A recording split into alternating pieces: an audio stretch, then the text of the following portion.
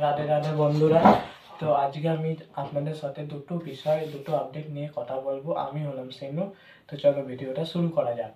তো প্রথম আপডেটটা হচ্ছে বাদাস রবি কুমার বইয়ের আর একটা সং এসেছে, সেটার ব্যাপারেই আমি কথা বলবো, বিস্তারিত আলোচনা করবো। তো বাদাস রবি কুমারের যে হিমেশ, লর্ড হিমেশ যা করে দেখিয়েছে, সে এই প্রথম যে সানি লিওনকে একই সাথে তিনটে গানে অ্যাক্টিং করিয়েছে, তিনটে গানে ইউজ করেছে।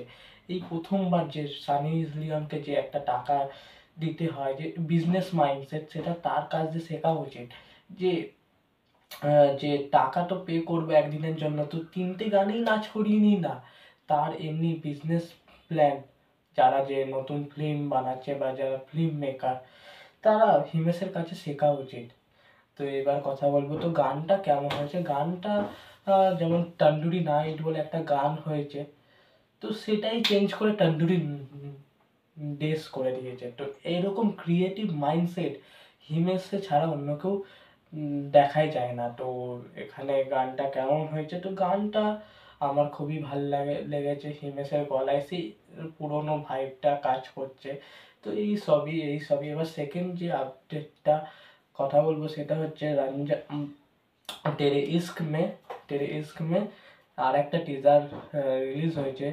তো সেটার ব্যাপারে আমি বিস্তারিত আলোচনা করবো। এই ধানুষের যে টিজারটা বেরিয়েছিল, সেটা তো ভালো লাগছিল। ধানুষ একটা খুব ভালো অ্যাক্টার, তো ধানুষকে ভাল লাগছিল, এই সব ডায়লগ মারতে মারতে আসছিল।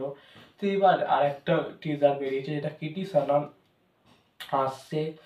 আর কৃতি সানন এমনি কিছু ডায়লগ বলছে, তারপরে এমনি সিগারেটটা মুখে নিচ্ছে, তারপরে এমনি কেরাসিনটা ছুঁড়ে মেছে পুরো আগুন ধরে যাচ্ছে। তো কৃতি সেননকে আউটস্ট্যান্ডিং লাগছে। তো ব্যাকগ্রাউন্ডে আমার সবথেকে ভালো লাগছে, যে ব্যাকগ্রাউন্ডে যে রঞ্জনার গানটা দিচ্ছে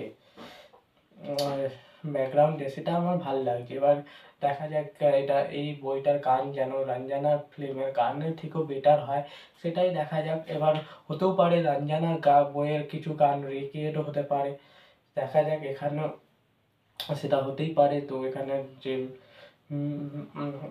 দেখা যাক কি হয়। তো বন্ধুরা, এতটাই ভিডিও। যদি আপনারা ভিডিওটা ভালো লেগে থাকে, ভিডিওটা লাইক করে দেবেন। আর যদি চ্যানেলে নতুন হয়ে থাকে, চ্যানেলটা সাবস্ক্রাইব করে দেবেন। আর যদি আপনারা একটা গান ও ট্রেলার দেখে থাকলেন, আপনাদের যদি ভালো লেগে থাকে, তো কমেন্ট করে জানাবেন।